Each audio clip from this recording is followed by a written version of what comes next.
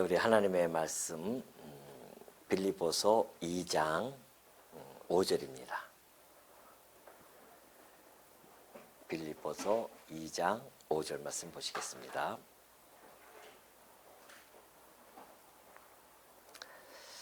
너희 안에 이 마음을 품으라. 곧 그리스도 예수의 마음이니 그는 근본 하나님의 본체시나 하나님과 동등됨을 취할 것으로 여기지 아니하시고 오히려 자기를 비워 종의 형체를 가지사 사람들과 같이 되셨고 사람의 모양으로 나타나사 자기를 낮추시고 죽기까지 복종하셨으니 곧 십자가에 죽으심이라. 이러므로 하나님이 그를 지극히 높여 모든 이름 위에 뛰어난 이름을 주사 하늘에 있는 자들과 땅에 있는 자들과 땅 아래에 있는 자들로 모든 무릎을 예수의 이름에 꿇게 하시고 모든 입으로 예수 그리스도를 주라 시인하여 하나님 아버지께 영광을 돌리게 하셨느니라. 아멘. 11절까지 봉독해 드렸습니다.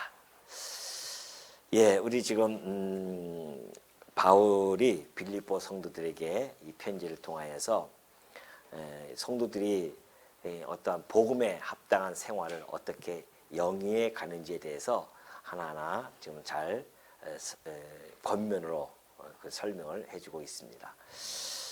지난 시간에 우리가 살펴보았듯이 교회 안에는 덕행이 여러 덕행들이 있습니다. 예를 들면 그리스도 안에서 어떤 말씀의 권면, 사랑의 또 위로, 성령의 교제, 또 긍휼, 자비 이런 것들을 교회 내에서 풍성하게 이루어질 때 그 교회는 건강하고 건전하고 그리고 견고하게 세워질 수 있다고 말씀드린 바가 있죠. 사실 이 덕행이나 또 우리가 지난 시간에 살펴보았듯이 그 덕행의 실현이 되어지는 그 원리라든가 교회의 일치 그리고 겸손한 마음으로 그리고 자기뿐만이 아니라 성도들도 함께 돌아보는 이런 일들은요 사실은 우리 주님이 다 하신 일입니다. 교회라고 하는 것은 머리 대신 그리스도와 그의 몸된 교회이기 때문에 그 몸은 교회로부터 다 공급을 받아서 머리로부터 공급을 받고 하잖아요. 그것처럼 우리 주님의 삶에 살아왔던 모든 것들이 우리의 이 몸을 통하여서 그것이 펼쳐져 나가는 것입니다. 그러니까 우리 주님이 오셔서 그러잖아요. 자기 제자들을 데리고 다니면서 말씀으로 하나하나 다 권면해 주십니다. 그리고 때로는 위로해 주시기도 하시죠. 그 위로는 사랑의 위로가 주셨고요. 또한 성령 안에서 교제를 나누고 그들에게 긍휼도 베푸시고 자비도 베풀었어요. 그리고 그들에게 그의 일치에 대해서 이야기해 줬을 뿐만이 아니라 겸손한 마음을 보여주시고 그리고 예수님은 자기뿐만이 아니라 우리 그 주변에 있는 많은 자들을 돌보아 줌으로 말미암아 교회가 세워지면 앞으로 진행되어야 할 일들이 예수님의 삶 속에서 유감없이 다 드러낸 겁니다. 그걸 우리 교회는 그대로 그 머리 대신 그리스도의 그 영향을 받아서 교회는 지금 세워져 가고 있는 것이죠. 이런 것들을 통해서. 그렇기 때문에 모든 예수 그리스도로부터 출발되어짐을 잘 보여주고 있어요. 근데 이제 오늘 이 5절부터 11절까지는 그 덕행이라든가 실행의 원리의 모범이 과연 누구냐 그걸 잘 제시해주고 있죠. 아까 제가 서두에 말씀드렸듯이 그 모범이 바로 예수 그리스도임을 바울은 진술해 가고 있는 것입니다. 사실 이 빌립보 성도, 이 빌립보 교회가요 앞에는 칭찬을 많이 해줬지만은 그 교회도 역시 지상교회이기 때문에 지상교회로서의 한계가 있어요. 지상교회 한계라고 하는 것은 여전히 우리가 안에 죄성을 가지고 있잖아요. 그 죄성을 가지고 있기 때문에 하나님의 말씀과 기도와 그리고 이 찬양을 통해서 그 내 안에 내면에 있는 이 죄성들을 꽉 누르고 있지 않으면 언제든지 내 안에 이 죄성은 튕겨져 나옵니다. 뭐 오늘은 뭐 잘 이렇게 거룩하게 있는 것 같아서 내일은 나도 모르게 막 튕겨져 나가고 그래요. 그러다 보면은 교회는 또 분쟁이 일어나기도 하고 다툼이 일어나기도 하죠. 바로 이 빌립보 교회도 마찬가지입니다. 칭찬은 칭찬대로 받지만은 4장에 넘어가면은 그때 당시에 그 유오디아라는 성도와 순두계라고 하는 두 여자 성도들이 있었어요. 근데 그 성도들이 다툼이 있었던 것 같아요. 그러니까 바울이 그런 이야기하죠. 너희들은 같은 마음을 가져야 된다. 그러면서 그 복음을 위하여 함께 힘을 합해서 그 복음의 사역에 힘을 합해서 함께 일을 하라고 그렇게 권면을 하거든요. 그런 걸 보면은 지금 우리 여기 5절부터 계속 나와서 너희들이 이 마음을 품으라고 했던 이 이야기들은 뒤에 있는 그들에게 권면을 하기 위한 지금 하나의 내용으로서 계속 전개해 가고 있는 그런 중이라는 것이죠. 교회가 가져야 할 그 덕목 중에 가장 중요한 덕목, 그 교회가 견고하게 세워지는 것, 이것은 이 겸손한 마음으로 교회가 성도들이 함께 모여서 일을 해 나가지 아니하면은 교회는 어려움을 겪습니다. 그러니까 겸손한 마음은 교회의 어떤 선택적인 사항이 아닙니다. 이것은 교회를 세워나가는 데 있어서 필수적인 덕목이라는 거죠. 겸손한 마음이. 왜 그러냐면 이제 3절에서 그러잖아요. 오직 겸손한 마음으로 그 이야기를 해놓고 나서 5절에서는 너희 안에 이 마음을 품으라 그래요. 그럼 이 마음이 뭘까요? 그 앞에 있는 겸손한 마음이란 말이죠. 그러면서 너희 안에 이 마음을 품으라 곧 그리스도 예수의 마음이다. 그렇게 바울이 설명해 가고 있는데 이 마음, 그러니까 이 본문을 직역하면요 이렇게 되어 있어요. 원래 너희 안에 이 마음을 품으라. 바로 그것은 그 마음이 뭐냐면은 예수 그리스도 안에 있다는 겁니다. 그 마음이 그런 것이죠. 그 그리스도의 마음이 있는데 그것은 시간과 공간을 초월한 그러한 마음이에요. 그러니까 예수님이 가지고 계신 그 겸손한 마음, 그 마음은 시대와 시간과 공간을 초월해서 교회가 여전히 가지고 있어야 할 그러한 마음임을 잘 보여주고 있죠. 근데 그 마음이 사실은 겸손한 마음은요, 그리스도 안에 있는 마음인데 그 마음은 예수님께서 본래 본유적으로 내재되어진 그런 마음입니다. 겸손이라는 것은. 이걸 역으로 다시 이야기하면은 이 겸손한 마음이 그리스도 안에만 있다는 뜻이고, 그렇다고 한다면은 세상에서 있는 사람들, 세상 사람들에게는 이러한 마음의 태도가 사실은 본래적으로 없다는 겁니다. 우리 세상 사람들 보면 아우 저 사람 겸손해 그렇게 이야기하지만은 실제로 보면은 그 내면 속에 보면은 그들이 말하는 겸손과 우리 주님이 가지고 있는 그 겸손의 마음은요 질적으로 다릅니다. 사실은. 그러니까 겸손한 마음을 이 세상 사람들은 아니 생각해 보십시오. 죄 가운데 잉태가 되져요. 죄 중에 출생이 되어집니다.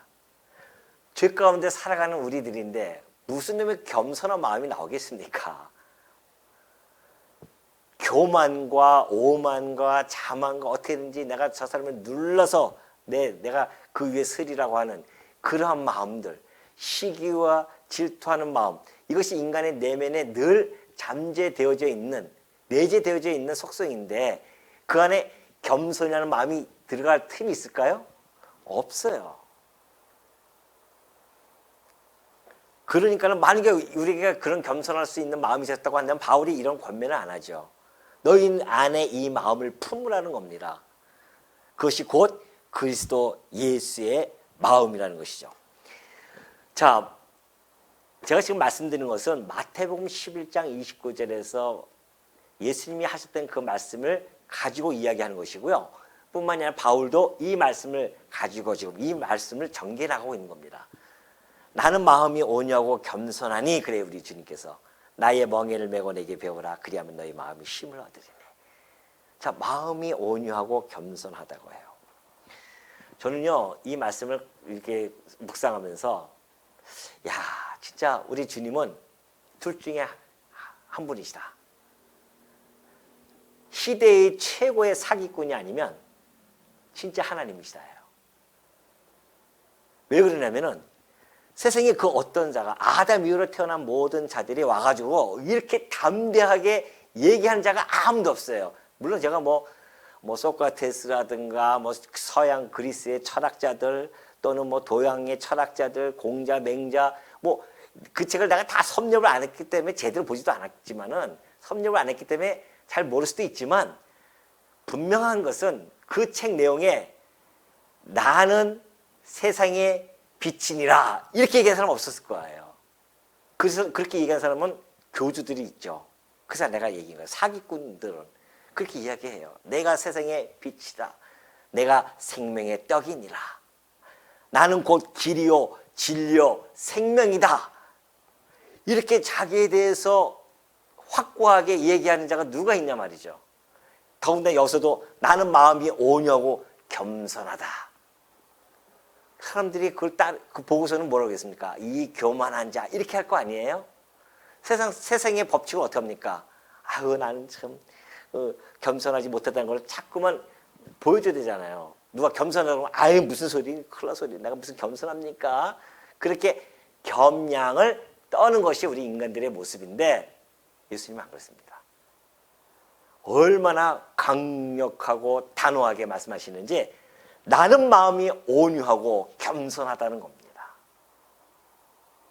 그래서 제가 말씀드린 거예요. 이게 사기꾼 아니면 하나님이세요 진짜. 만약에 그러니까 유대인들이 예수님을 사기꾼으로 본 거예요. 저 이단의 괴수다. 그래서 십자가에 죽이는 겁니다.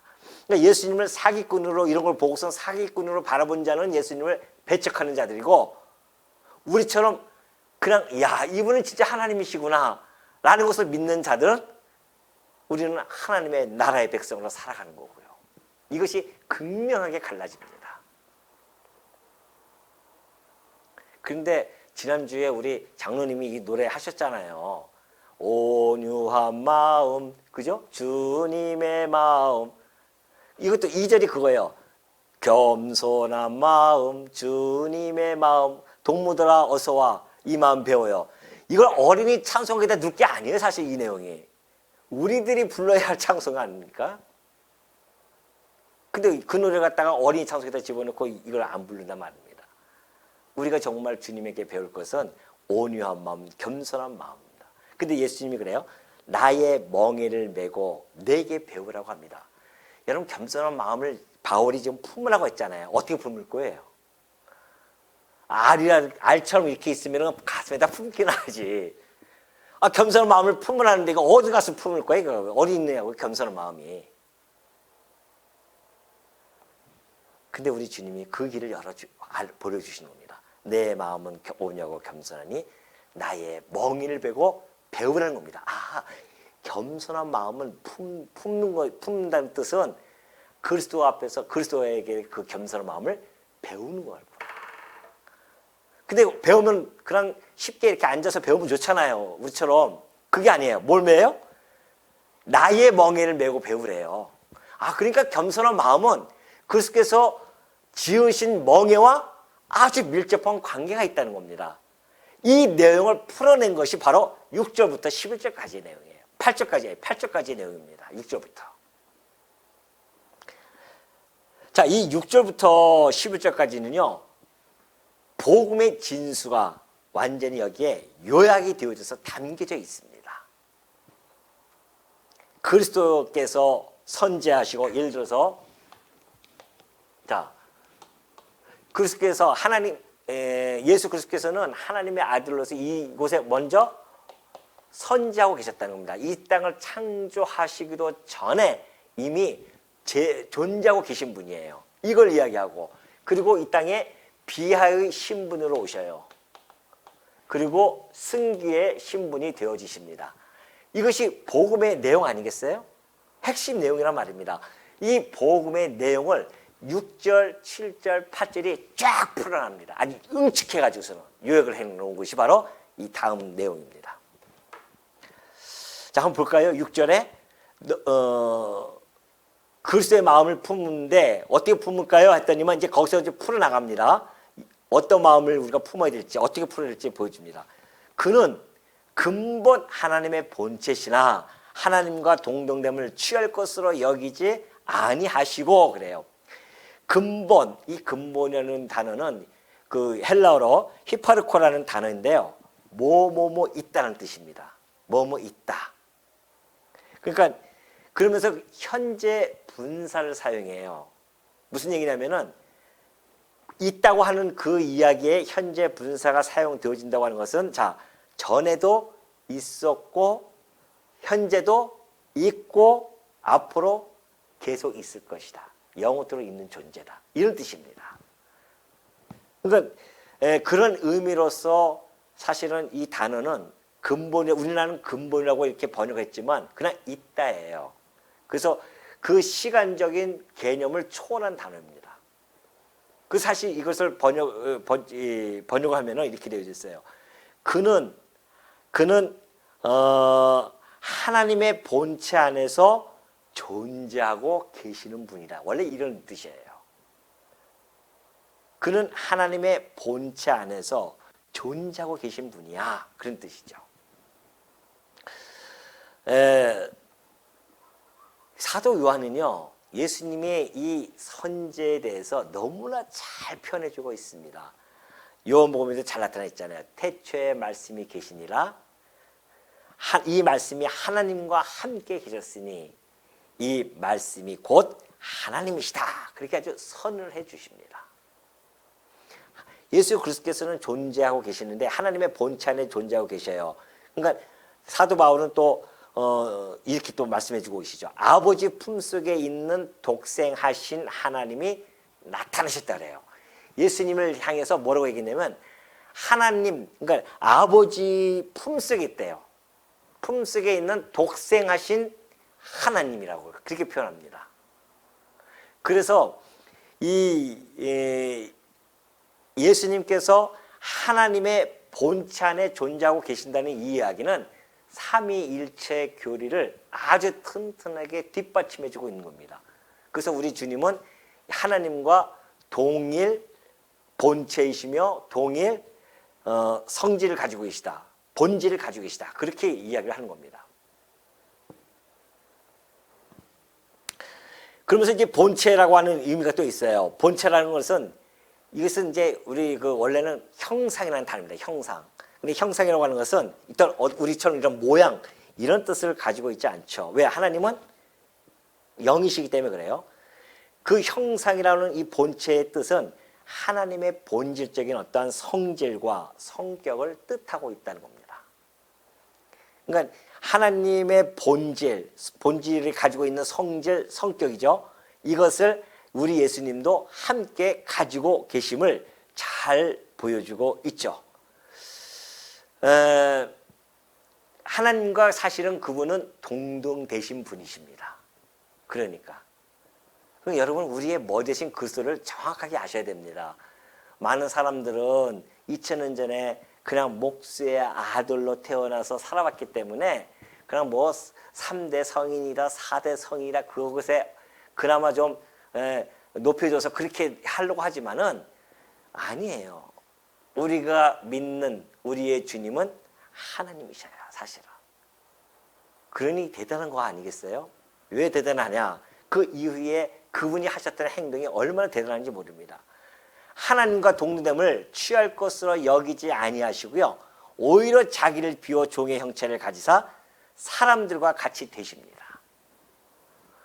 이게 이제 복음의 메시지의 이게 핵심입니다. 자, 보십시오. 하나님이 만드신 첫 아담이 있어요. 이 아담은 하나님과 동등되기 위해서 선악과를 먹어요.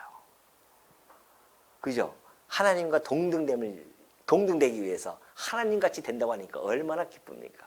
그 선악과를 먹는단 말입니다. 그러니 아담 이후로 태어나는 모든 인류들은 하나님 같은 자리에 앉고 싶어 해요.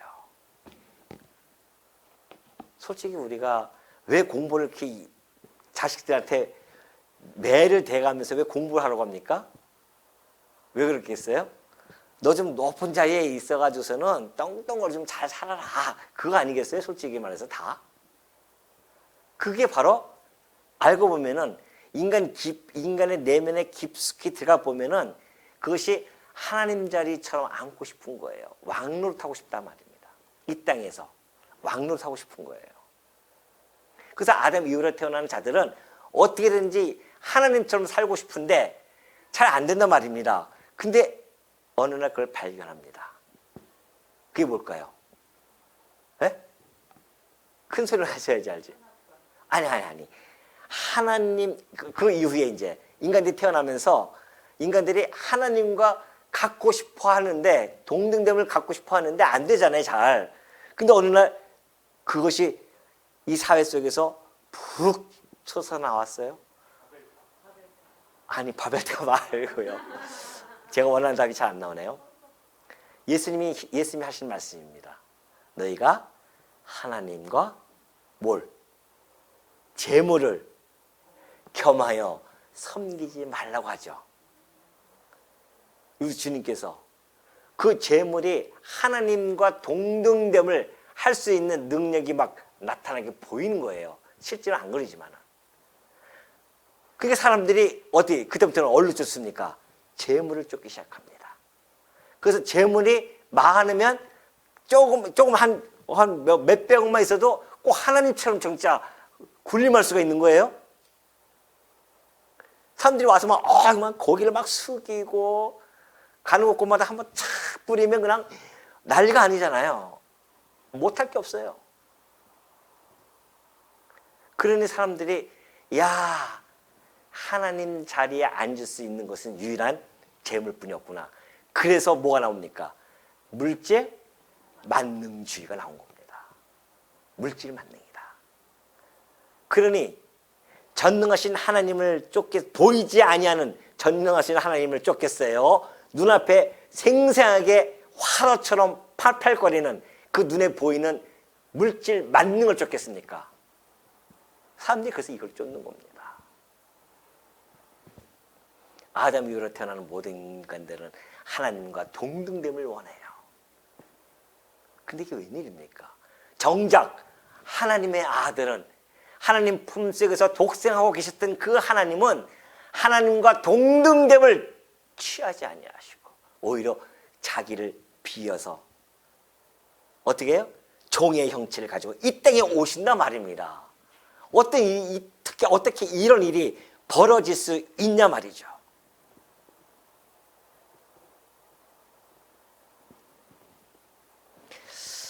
그러니 여러분 생각해 보십시오. 우리 주님께서 종의 형체를 입고 온다고 하는 것은 신이 인간의 형체를 입고 온다고 하는 것은 얼마나 많은 제약을 받습니까? 하나님 여기 계셨을 때는 제약이 없으시잖아요. 그런데 육신의 몸을 입고 이 땅에 오셔요. 오시기 때문에 제약을 받습니다. 일시적인 제약이죠. 사실은 이 존재 방식이 이제 바뀐단 말입니다. 그러면 원래 영광스러운 모습으로 계셨던 그 자리에 영광스러운 자리를 뒤로 한 채 이 땅에 비하의 모습으로 오셨기 때문에 성육신하서 육신의 몸을 입고 오셨기 때문에 우리에 대해서 알고 다 전지에 대한 그런 것들이 좀 제한을 아주 약간 받으십니다. 그러니까 예수님이 그러시잖아요. 그 날과 그 시는 누구 알고 있다? 아버지만 알고 있다. 주님도 전지하신 분인데 근데 그걸 모르셔요. 그 이유는 제한을 받으러 몸을 입고 오셨기 때문에 제한이 온다는 겁니다. 편재성을 가지고 계셨던 우리 주님께서 이 땅에 육신의 몸을 입고 오심으로 말미암아 편재할 수 없는 일시적인, 그것도 일시적이에요. 제한을 가지고 계신 겁니다. 이 땅에 육신의 몸을 입고 살아가는 동안에는 시공형에 묶여서 살아갈 때는 그 짧은 생이지만은 그때는 그 제한된 하나님의 그 속성의 일부가 제한되어지는 이런 수모를 겪고 이 땅에 오신 거예요. 근데 그분이 왜 오셨냐는 겁니다. 여기서 이제 우리가 정말 하나님 앞에 무릎을 꿇을 수 없는 이유가 바로 누구 때문에요? 나 때문에 온 거예요. 나 때문에. 아니 뭐하러? 아니 여러분들 내가 지난번에도 말씀드렸지만은 나보고 저 구더기가 되어져서 저 구더기를 구하려고 하면은 구더기 생활하러 내려가겠어요? 아 무슨 소리냐고 절대 그 근처에 가고 싶지도 않잖아요.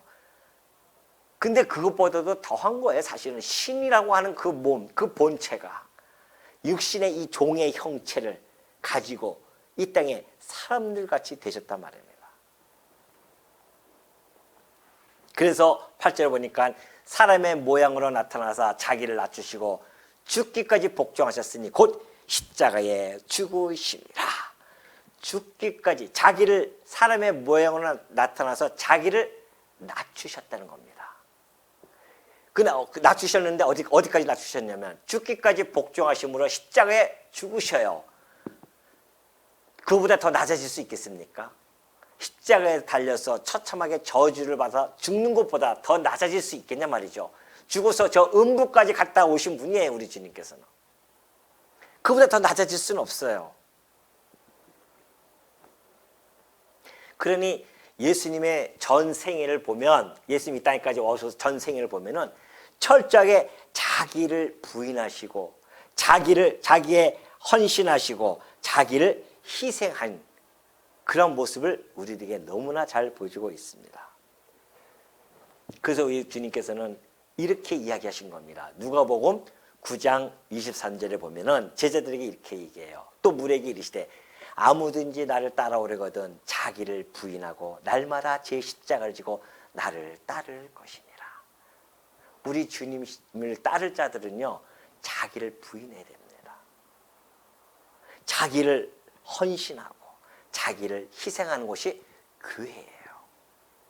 근데 교회 와서 자기를 부인도 안 하고 자기의 헌신도 없고 자기 희생이 없고 오로지 자기만 드러난다고 한다면 그 교회는 그리스도의 신앙 고백으로 모여진 교회가 아니라 인간의 집단으로 전락이 되어지는 겁니다. 그래서 그곳에는 탐욕이 있을 수밖에 없고 오늘날 우리 큰 교회들 다 우리 교회들이 다 그런 거 아니겠어요 지금? 그러니 거기에는 오로지 그냥 세속주의가 그냥 팽배하게 지금 교회 안에 다 들어와 있습니다. 이것이 교회의 아픔입니다. 지금 이 시대의 교회의 아픔이죠. 우리 말씀운동 성원교회 우리 성도님들은 그런 것들을 반면교사로 우리는 삼아야 됩니다. 정말 우리 이 교회 안에 내가 자꾸만 들어오는 거야 지금. 내가 이게 들어오면 안 된다니까요. 내 언어 아니에요. 그리스도의 언어가 있어야 되고 내 마음 아니에요. 그리스도의 마음이 이곳에서 쓰여져야 되고 자기를 늘 부인해야 됩니다. 교회 와서 자기를 내세우면 안 돼요. 자기를 부인하고 날마다 자기 십자가 예수님이 십자가 지고 가셨으니까 우리 그 뒤로 따라간다고 하면서 십자가 안 지고 뒷짐 지고 갈 거예요?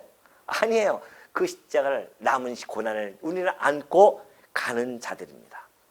우리 주님은 그걸 친히 보여주셨고 그것을 따라오라고 그렇게 말씀해 주었습니다.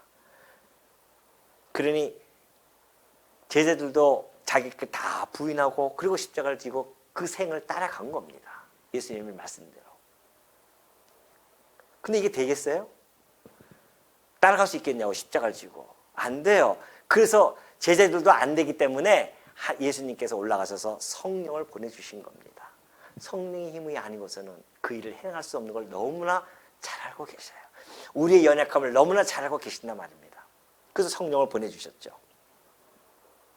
바울도 역시 마찬가지입니다. 바울이 늘 얘기했던 것이 뭐예요?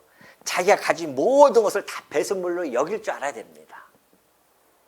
자기가 가지고 있는 거 조금이라도 아까워서 버리지 못하면 안 돼요.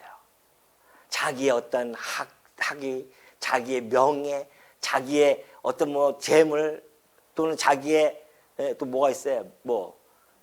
권력, 자존심. 아이고 이런 걸 바울은 걸 다 버려요. 배설물처럼 내가 여겼노라. 누구 앞에? 누구 앞에 가니까? 예수 그리스도 앞에 가니까. 여기서 우리가 배우는 겁니다. 겸손한 마음을. 어떻게 배워요? 낮아지는 거죠. 아니, 하늘에서 이 땅에 육신의 몸을 입고 죽기까지 낮아주신 그리스도 앞에서 우리가 살아가는 자들 아니겠습니까? 그러면 우리가 겸손한 마음을 가질 수 있는 것은 어디 앞에 나가야 돼요? 우리의 머리신 그리스도 앞에 나가면 어떻게 모르니까 그렇지. 알면 어떻게 우리가 그럴 수 있겠습니까?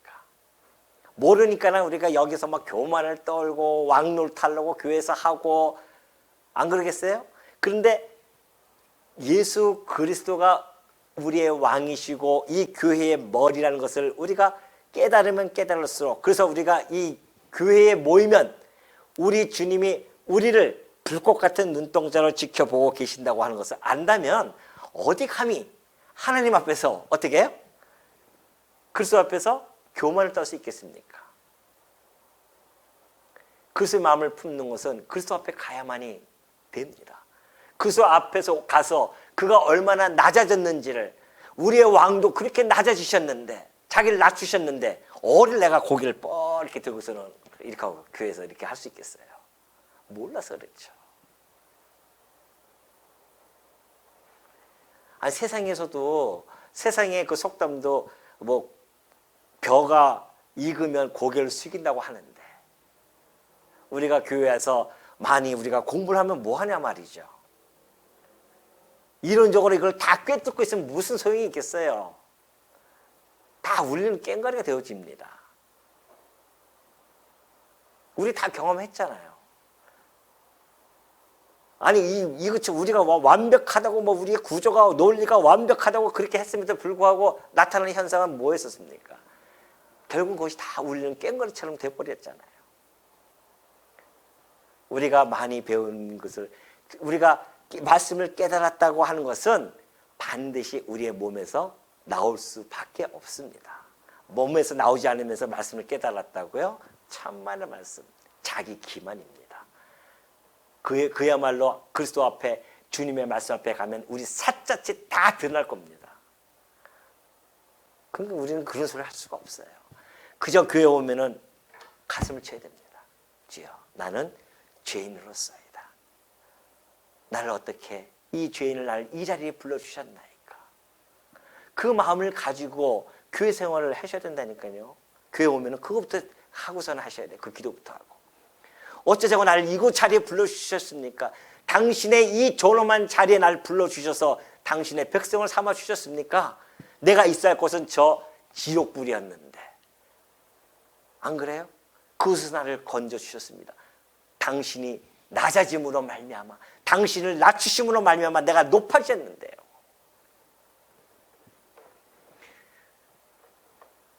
그러니 그리스도께서 십자가에 죽으신 그 복음을 간직한 자들이 만약에 교회 와서 내가 잘났다 하면서 큰소리 치면서 교회를 갖다가 분란을 일으킨다고 한다면 그것은 뭐예요?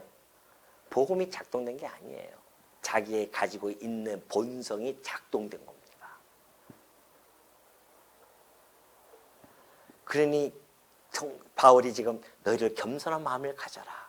그 마음은 곧 그리스도의 마음이다. 그리스도의 마음을 너희가 가져야 되는데, 그럼 어떻게 우리가 가질 수 있습니까? 그리스도께서 하신, 그리스도 앞에 너희들이 나아가면 된다는 거예요. 자기 죽기까지 낮아지신 그분 앞에 가야 우리가 그분께 배우는 겁니다. 그래서 배우는 거예요. 멍에를 메고 내게 배우라는 것이 바로 이 이야기예요. 우리가 죽기까지 낮아지신 그 주님 앞에 가서 우리가 한없이 낮아지는 모습, 이것을 우리가 이 말씀을 통해서 다시 한번 깨달을 수가 있는 겁니다. 9절 보면 그래요. 그 이름으로 하나님이 그를 지극히 높여 모든 이름 위에 뛰어난 이름을 주사 하늘에 있는 자들과 땅에 있는 자들과 땅 아래에 있는 자들로 모든 무릎을 예수의 이름에 꿇게 하시고 모든 입으로 예수 그리스도를 주라 시인하여 하나님 아버지께 영광을 돌리게 하셨느니라. 예수님께서 이런 말씀을 하신 적이 있어요. 누가복음 14장 11절입니다.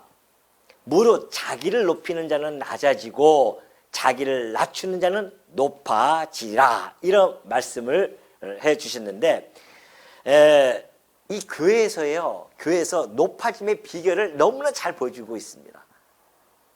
세상에서 높아지려고 하면 막 어떤 수단과 방법을 사용하지 않고 막 높아지려고 하는데, 교회는 그것이 아니에요. 단순합니다. 낮아지면 돼요. 예수님이 하신 말씀이에요. 자기를 낮추는 자는 높아질 것이다. 왜 예수님이 이 말씀 하셨는지 아십니까? 당신의 모습이니까 그래요. 당신이 그걸 보여줘요. 그래서 죽기까지 낮아지시고 낮췄단 말입니다. 그랬더니만 정말 9절 보니까 이러므로 하나님이 그를 지극히 높여주셨어요.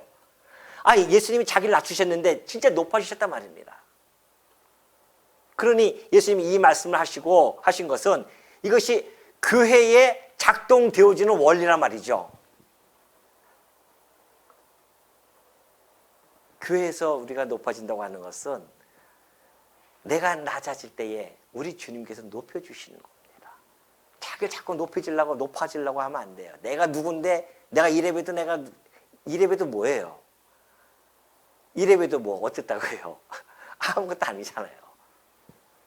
흙으로 왔다 흙으로 돌아가는 한 줌의 흙덩어리일 뿐인 그 인간의 모습이 뭘 대단하다고, 그것도 만왕의 왕이 계시는 그리스도 앞에 와서 큰 소리 치고 그러냐 말이죠. 얼마나 무슨 모습입니까? 이름으로 하나님이 그를 지극히 높여 모든 이름 위에 뛰어난 이름을 주었었어요. 하늘에 있는 자들, 땅에 있는 자들, 하늘에 있는 자들이 누구예요? 천군 천사들부터 시작해서 이 땅에 있는 자들, 땅 아래에 있는 모든 자들, 저 하다못해 지옥에 있는 자들조차도 누구 앞에 무릎을 꿇습니까? 예수의 이름 앞에 무릎을 꿇게 되어집니다. 예수님이 그러셨어요. 부활 승천하시면서 하늘과 땅의 권세를 하나님 아버지께서 내게 주셨다. 모든 것을 내가 주셨다. 그러면서 하시는 말씀이, 이 바울은요, 그 예수님의 그 통치의 권세를 교회론적으로 이렇게 접근해 가고 있습니다. 모든, 에베소서 1장 21절입니다. 모든 통치와 권세와 능력과 주권과 이 세상뿐 아니라 오는 세상에 일컫는 모든 이름 위에 뛰어나게 하시고 또 만물을 그의 발 아래에 복종하게 하시고 그를 만물 위에 교회의 머리로 삼으셨느니라. 우리 주님을 이 세상의 모든 이름 위에 뛰어나게 하셔가지고서는 그 발 앞에 모든 만물에 복종하게 만드셨어요. 근데 여러분 놀라지 마십시오. 그를 만물 위에 교회의 머리로 삼으셨다고 합니다. 제가 지난번에 말씀드렸죠. 이 만물이 있어요. 이 만물 위에 존재하는 것이 바로 교회라는 겁니다. 교회. 그 교회의 머리가 그리스도이고 우리는 그의 지체가 되어서 만물 위에 존재하는 자들이에요. 교회가 시시한 존재가 아니라니까요. 시시하게 그냥 코가 그냥 석재나 빠져가지고 이 땅에서 좀 빠진 거 없다고 해가지고서는 코가 석재 빠지고 이렇게 살 존재들이 아니에요. 자긍심도 하나도 없고 자존심 같은 건 없어도 되지만 자긍심은 있어야 될 거 아닙니까? 우리가 하늘의 시민권을 가진 자로서 하나님의 자녀로서 이 땅에서 누릴 생각하지 마십시오. 우리가 누릴 것은 하늘에 지금 차고 넘치고 있어요. 우리의 보화와 보물은 하늘의 창고에 가득 차여져 있다니까요. 그곳에서 우리는 왕노릇 할 자들이지 이 땅에서 왕노릇 하려고 하지 마세요. 이 땅에서 무슨 노릇해요? 종노릇 하시는 거예요. 이제 딱딱 맞네요. 이 땅에서는 종노릇 하는 것이지 왕노릇이 아니에요. 그러니 모르겠어요. 제가 지금 이번 5월 마지막 주에는 종들의 모임이라고 하는 것이 하나 만들려고 그래요. 종들의 모임. 그 종들의 모임 뭐냐면은 하나님이 종으로서 쓰려고 교회에서 선출되어진 분들이에요. 장로님, 권사님들, 또 안수집사님. 뭐예요? 이분들이 종이에요. 하나님이 종으로 성도, 교회를 섬기라고 선출시켰단 말입니다. 하나님께서 부르신 자들이에요. 근데 우리들이 왕노릇하면 되겠어요? 장로님? 우리가 뭐라고요? 종이에요, 종. 그래서 제가 그 모임을 종들의 모임. 괜찮습니까? 종들의 모임. 다섯째 주에는 원래 당회를 하게 돼 있는데 우리 당회 없으니까 종들의 모임 해가지고서는 그래야 머리 쏙쏙 들어올 것 같아요. 우리 다음 주에는 종들의 모임이 있습니다. 그래, 맞아, 내가 종이었지. 내가 무슨 꽤나 뭐 높은 자리에 있는 줄 착각하고 있어. 그거 하도록. 권사님도 괜찮으시겠어요? 집사님? 다? 네, 종들의 모임? 내가 한번 사용할 겁니다. 종들의 모임 하면은 그렇게 아시고 오시면 됩니다. 우리 주님이 이렇게까지 낮아주셨는데, 그런데 그 낮아진 그 주님을 우리 하나님께서는 이제 그렇게 비하의 신분으로 오셨던 그 주님 앞에 아버지께서는 응대해 주신 것이 바로 승귀의 신분이었다는 겁니다. 그 이름 앞에, 예수의 이름 앞에 무릎을 꿇게 하셨어요. 그 이름이 뭐예요? 예수 이름이 뭐예요? 구원자 여호와여 하면서 우리가 다 무릎을 꿇는단 말입니다. 당신은 진짜 구원자이십니다. 저 지옥에 있는 백성들도 마찬가지예요. 당신이 바로 구원자이셨군요. 우리의 주인이셨군요. 우리는 그것도 몰랐습니다. 그때는 이미 때는 늦었어요. 그냥 그대로 그냥 살아가는 겁니다. 두렵고 떨리고 고통 가운데 우리 주를 시인하면서 살아가는 자들이고, 우리는 의와 희락과 평강을 누리면서 우리 주님을 나의 주인으로 고백하면서 살아갈 자들이고,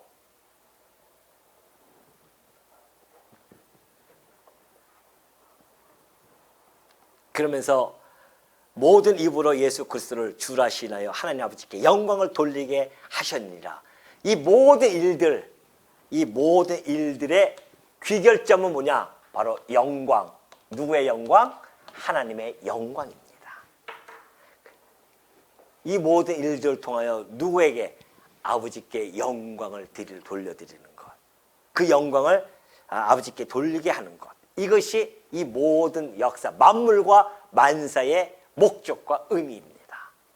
그러니 여러분, 오늘 이 땅에 우리가 살아가면서 주님께 우리가 복종하고 살아가고 종로를 타며 살아가는 것도 아버지께 영광을 드리기 위한 우리의 삶이라는 것 꼭 잊지 마시고, 우리 주님의 마음, 이 말씀운동 우리 성원교회가 주님의 마음을 다 같이 품고 한 마음을 품어서 교회가 일치가 되어져서 그 어떠한 비진리, 세속주의들 또는 우리 안에 모든 그런 악한 것들을 싸워 이기면서 강력하고도 견고하면서도 그리고 건전하고 아름답게 세워지는 그런 교회가 되어질 수 있도록 우리 성도님들이 다 그 겸손한 마음을 갖기를 당부드리면서 오늘 말씀을 주도록 하겠습니다.